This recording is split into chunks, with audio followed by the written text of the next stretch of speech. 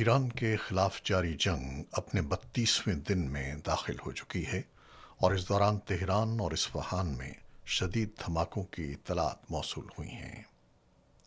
ملک بھر میں امریکی اور اسرائیلی فضائی حملے بدستور جاری ہیں، جس سے صورتحال مزید سنگین ہوتی جا رہی ہے۔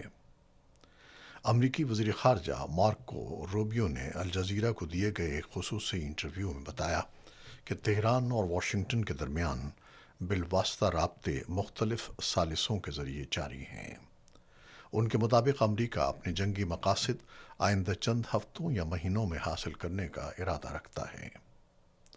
دوسری جانب امریکی صدر ڈونلڈ ٹرمپ نے خبردار کیا ہے کہ اگر جلد کوئی معاہدہ نہ ہوا تو ایران کے اہم تیل برآمدی مراکز اور توانائی کے بنیادی ڈھانچے کو نشانہ بنایا جا سکتا ہے۔